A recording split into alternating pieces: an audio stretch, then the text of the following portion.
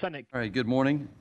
We're going to bring our capital outlay and transportation sub to order. Clerk can call the roll. Yes. Senator Obenshain. Here. Senator McDougall. Senator Deeds. Here. Senator Locke, sorry. Oh, here. Senator Boysko. Here. Senator McPike. Here. Mr. Chair, you have a quorum. All right, thank you. So we're going to go through bills before the committee this morning. We'll have a number as patrons come before us. Staff is going to provide us with the overview. Those non-committee members are willing to follow up to staff's review of the bill within the additional comments, and we'll consider the bill. First up, we have Senator Diggs with Senate Bill 198.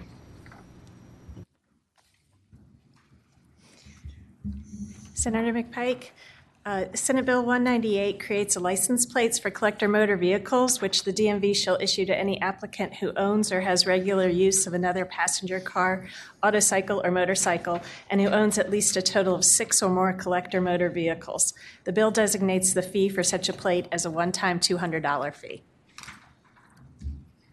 And the fiscal impact is an indeterminate negative. Thank you. Senator Deeds. If I could just ask staff, why would the fee be negative? Is it because we haven't really determined whether it's going to cost $200 to make these plates, or DMV's not looked at this bill, or what's going on?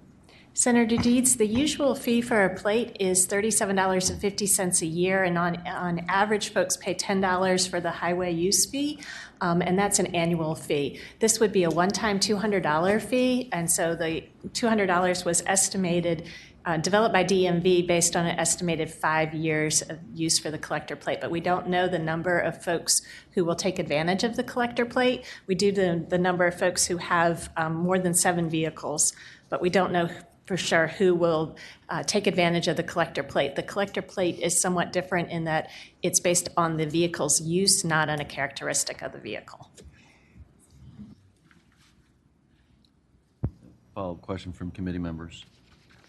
The one question I had of staff is my understanding that as this was heard, in transportation, there's also a sequence of issue of potentially a loophole. If I've got my one primary car, I've added up my other collector plates, and then I do away with my first car, am I off scot-free at that point?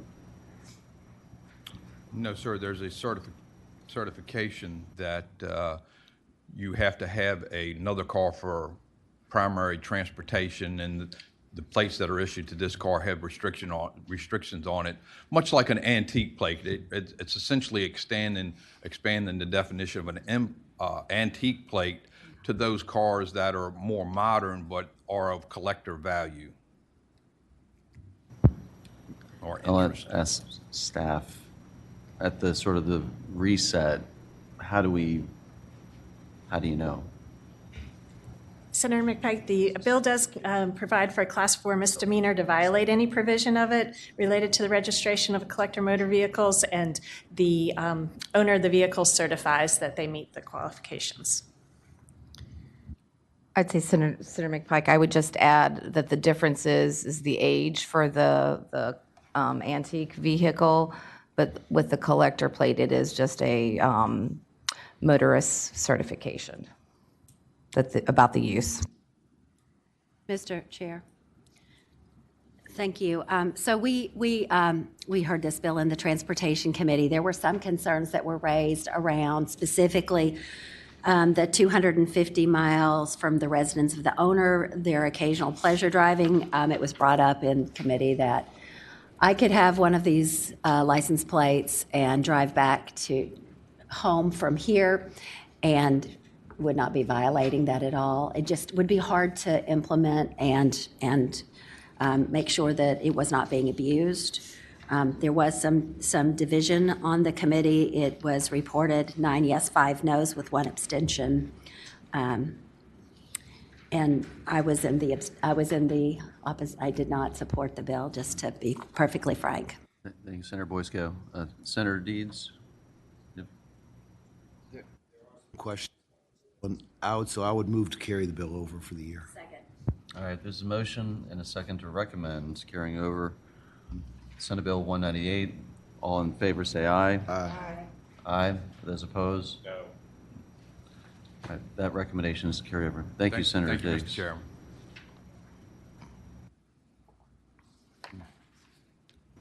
All right, Senator Bagby. We have Senate Bill 535. Good morning, Mr. Chairman, members of the committee. So staff is going to provide the overview Go forward. of this since it's been heard, and then you'll welcome to provide comments after that. Senator McPike, the Senate Bill 535 expands the definition of school crossing zone to include areas surrounding schools where the presence of students reasonably requires a special warning to motorists. The bill includes public institutions of higher education and private institutions in the definition of school, and requires that private higher education institutions to pay all costs associated with crossing within their limits. The fiscal impact is indeterminate for higher education, since they would be responsible for the operation and maintenance and installation of the flashing signs, and a minimal impact to VDOT. Thank you, staff. Senator Bagby, I understand this is something that's of minimal fiscal impact, it appears, and comes from some life safety and some incidents. Is that right? Yes, sir. Yes, Mr. Chair. All right. Mr. Chair. Senator Boysko. This was another bill that we heard in Senate Transportation. I would just note that it did pass 8 yes, 7 no, and there was an incident at near VCU this past year where one of our community members was hit, a pedestrian was hit by a car. I look forward, I will make a motion to recommend this. All right, there's a motion and a second to recommend Senate Bill 535. All in favor say aye. Aye. Those opposed? One no? All right. Thank you, Senator Bagby. Thank you, Mr. Chairman, members of the committee.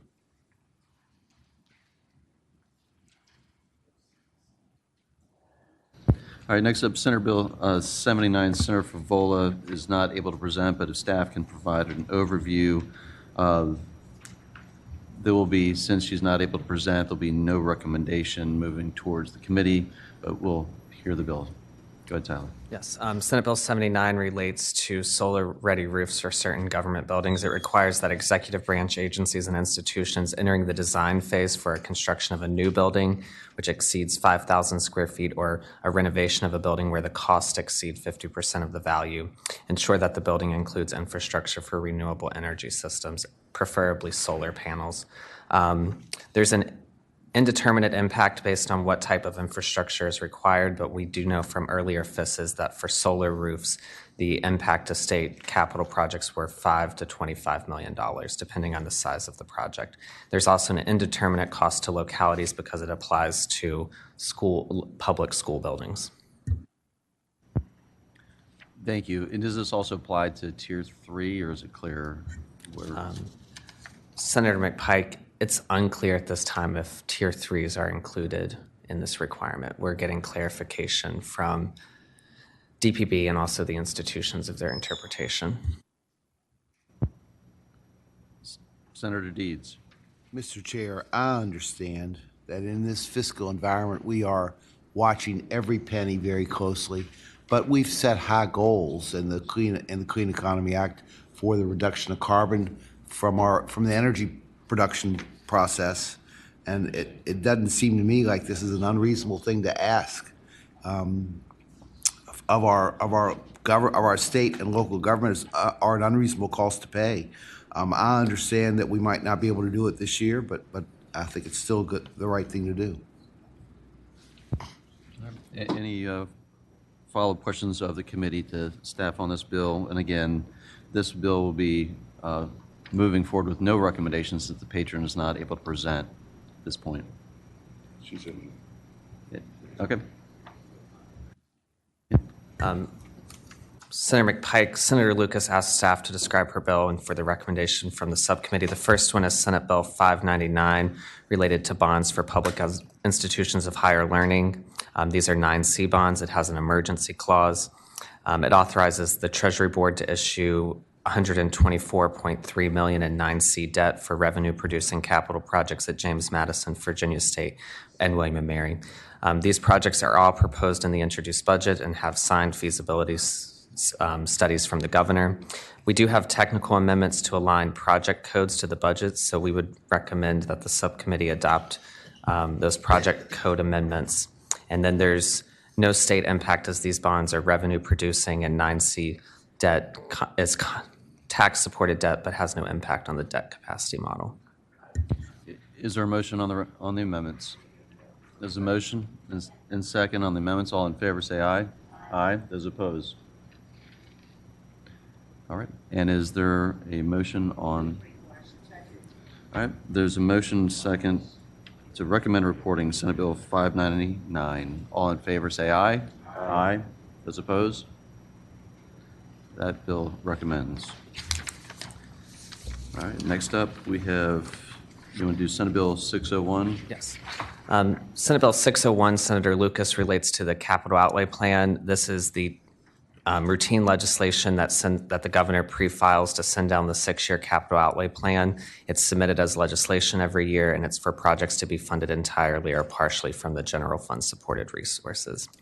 There's a similar bill today before the subcommittee, Senate Bill 585, Senator Deeds, which would require the plan to be submitted as a report after the General Assembly has adopted an appropriation act and it's signed by the governor. And the recommendation would be to incorporate Senator Lucas into Senate Bill 585, and she would be chief co-patron with Senator Deeds. All right, this is a motion. Is there a second? All right, this motion is a second. All in favor of incorporation, say aye. Aye. Those opposed? All right, that bill is incorporated into Senator Deeds, Senate Bill 585. If you want to move to that one. Yes. Senate Bill 585 relates to the 6-year capital outlay plan. So as I just mentioned, this would require the 6-year capital outlay plan to be submitted and amended annually to reflect projects authorized in the Appropriation Act. The six-pack will also propose a list of capital projects by November 1st for inclusion to be funded entirely or partially by the general fund. All right. And sorry, Mr. Chair, there is a substitute for some technical cleanup changes for this bill as well. Is there a motion on the substitute? There's a motion and a second on the substitute. All in favor say aye. Aye. Substitutes before us. Mr. Chair, I would just ask the staff if there are any differences between the projects in 601 and 585 and the substitute. Mr. Chairman, Senator Deeds, your 585 does not include projects anymore because the projects will come after in the report that is submitted by the six-pack, and it will reflect all projects that are authorized for planning that are going to be supported by general funds. So there are no projects listed in your 585. Okay, thank you. All right. Is the bills before the committee? Is there a motion on the Senate Bill 585 substitute? All right. There's a motion and a second to recommend reporting Senate Bill 585 with Senator Lucas listed as co-chief patron. All those in favor say aye. Aye. Those opposed? All right, that bill recommends reporting. Mr. Chair, the next bill is Senate Bill 584, Senator Deeds. This relates to establishment of the General Services Board. It would establish the General Services Board to oversee the Department of General Services and to appoint a chief administrator for the department as an independent agency. And it would also specify the appointments to the General Services Board, including 3 gubernatorial appointees and 6 legislative appointees. Mr. Chair, there are technical amendments and one kind of policy amendment. The technical amendment would strike on line 1268 4-year and insert 5 years to coincide that members can serve 2 consecutive 5-year terms. And then the more substantive policy change would to amend that the board has to meet at least monthly and change it to at least 6 times a year. Motion on the amendments. There's a motion and a second to adopt the amendments. All in favor say aye. Aye. Those opposed? All right. The bill is now amended. Is there a motion on the bill? There's a motion and a second to recommend reporting Senate Bill 584 as amended. All in favor say aye. Aye. Those opposed? 2 noes. That bill recommends reporting.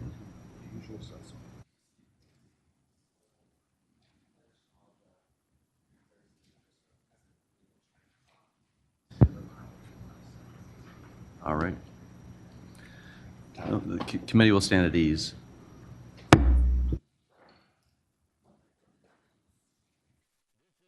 Senate of Virginia, Richmond, Virginia.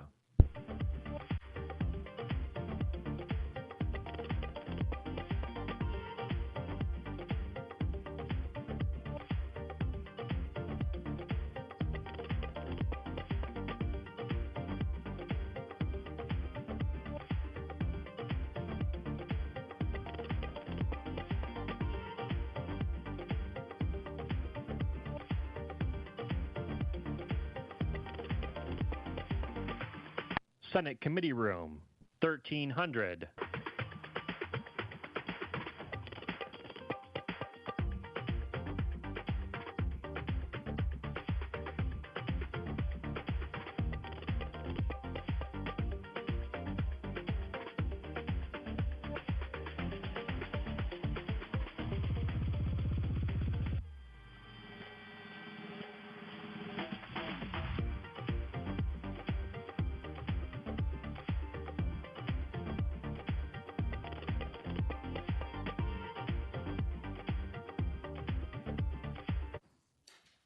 Okay.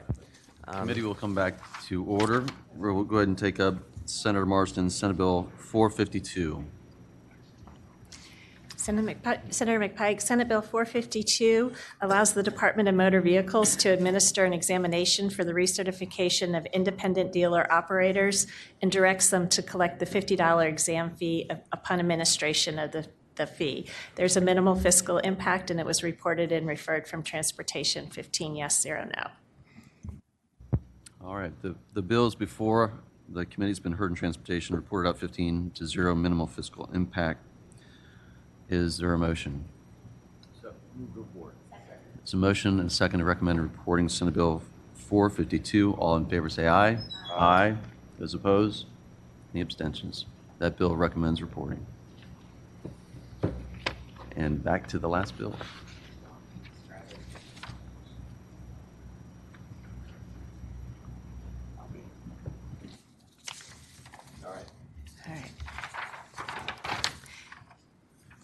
Senator McPike, Senate Bill 611 deals with the Dulles Greenway powers and responsibilities of the State Corporation Commission to regulate the toll, and the bill amends the powers and responsibilities of the State Corporation Commission. The bill states the commission has authority to lower toll rates for a toll road if it finds in its analysis that an operator is materially discouraging use of the road due to its tolls, and the commission has the authority to implement tolling based on the distance that a user has traveled if it determines that it is in the best interest of the toll road users. Right. It appears that the patron is on their way up, so we'll give them an opportunity to speak to the bill.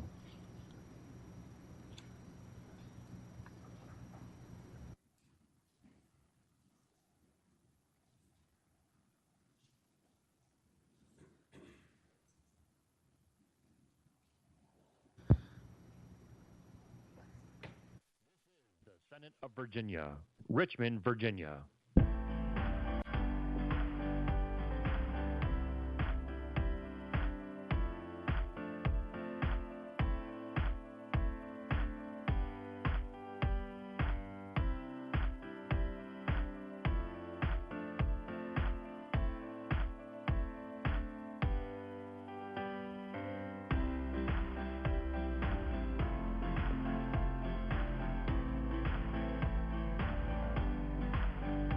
Senate Committee Room, 1300.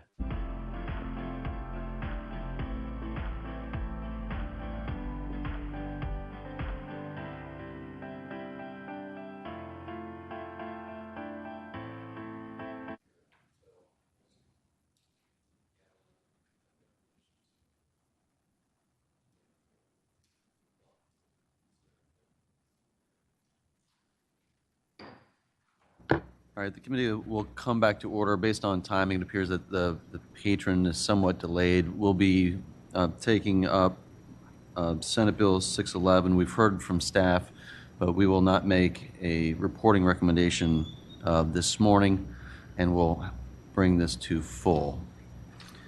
And staff, does that complete our agenda for this morning? All right, the committee will rise. Senate of Virginia, Richmond, Virginia.